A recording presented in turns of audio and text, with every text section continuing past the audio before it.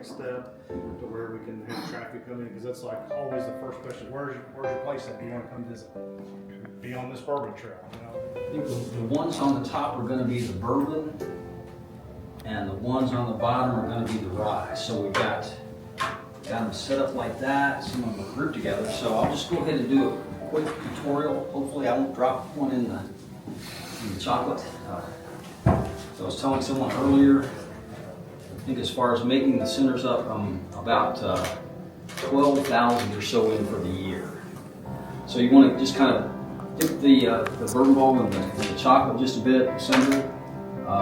Just kind of let it plop down on the tray there, and twist the toothpick just a bit to separate it. Try one more, and just dip, kind of turn it sideways so that it's not down.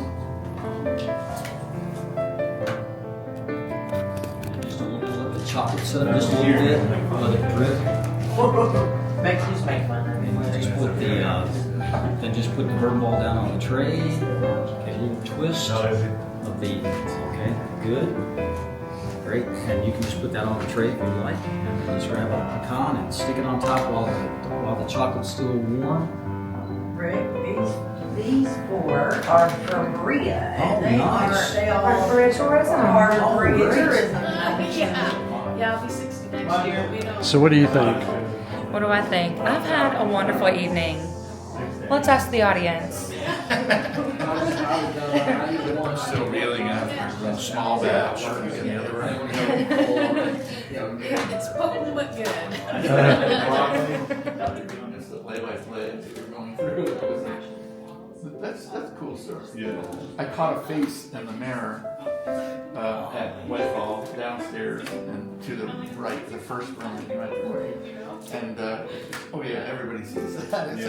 It's just kind of a dust impression, but it looks like a face. You know, your first go through around here, it can be kind of intimidating, a little nerve-wracking, but I always tell people, do a tour during the day too, because I mean, there's so much detail you can miss because you're kind of terrified of whatever might be there. But yeah, I won't lie, my first go through. But yeah, I mean, you can really recognize the beauty and appreciate the history of it.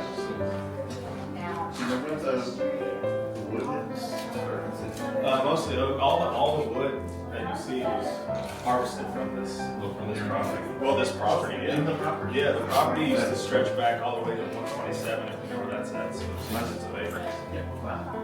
Even in the early 50s, Mr. Gohagen, who owns the home, talks about riding horses. When he was a kid. Populated. Yeah. These kids here and sold it to a local real estate agent. So you got this floor, second floor, and then the servants' quarters, and then the basement. The basement's I think 12 to 14 feet. So it's 14-foot basement. yeah, Wow. it's huge. That's It's huge. Well, if you notice, the home's built on kind of a hill, so they only dug out a portion of it, and then they pushed dirt around the foundation. And so that's why it kind of looks like that. That's neat. Yeah, it's really, really interesting. $2 million. It's a lot. That's a lot. It's a lot. How many rooms in the whole? It depends. So if you talk to George, you know, some places aren't used as rooms traditionally. Like the room above here, so you got the dancing hall, and then the room next to it, the doorway, it was used as kind of a sitting living room. And then there's bedroom, nursery, smaller room, which could have been one of the maids could have lived there because it's smaller, and it's right next to the servant's area. Shower. You know what's funny? I heard about some kind of treasure hunter type guy. He said, look in the old outhouses. That's where you find old bottles. There's a guy that vlogs on YouTube that expressly hunts out 50 notes by depression on the land. Yeah. Where to find it, and then he'll do a rod search. And if he hits glass, he knows he's at a pit. Yeah. It's really kind of cool. A lot of cool stuff. And he's bringing in $5 to $20 per bottle that he removes out of your ground. You know, some of them are Civil War bottles. Yeah. Very cool. Yeah.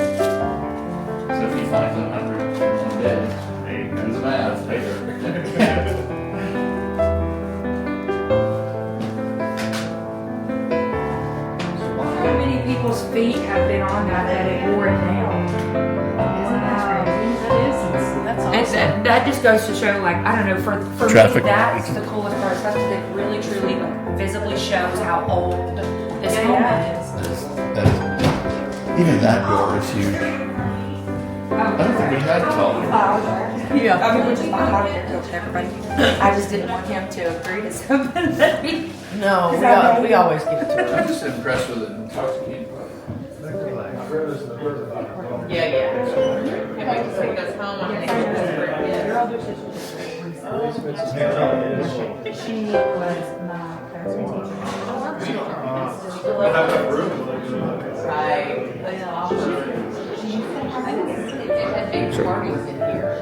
No, so they have kind of what they would call the dancing hall here and a kind of an offshoot living sitting room up there.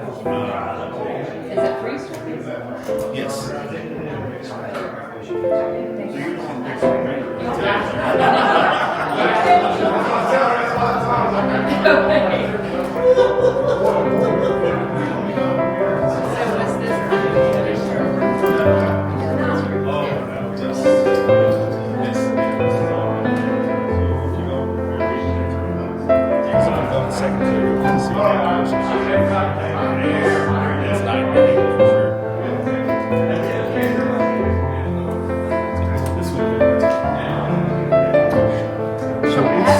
Gilbert's lived here, sorry.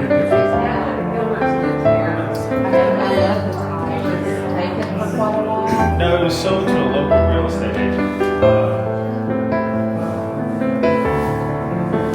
And she was the one that loved the band. Servants' entrance. So you can go upstairs.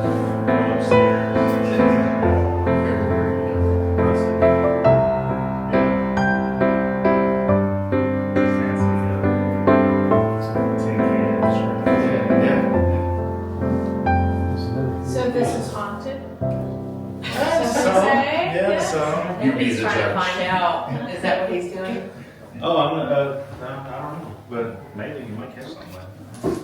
Back when the Rippies purchased it in foreclosure, I think they had some of the well-known experts that you see on TV. I think the general consensus is they talked about TV he loved children, and so he'd bring in children toys, and it would kind of apparitions and all that. I'm not sure.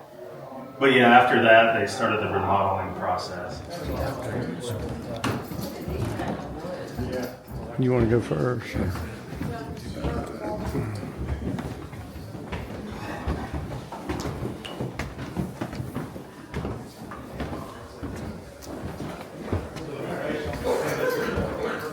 The dancing hall is about all that's been worked on outside of it. This would be the dancing hall, that living room, living area. Moving there. This is kind of like the sitting room.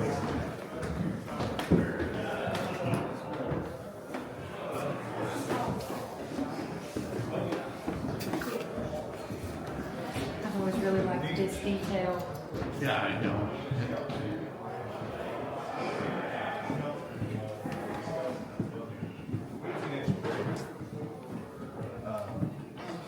So yes, when the house was left in abandoned status, the south side of the house had tons of water damage from just neglect.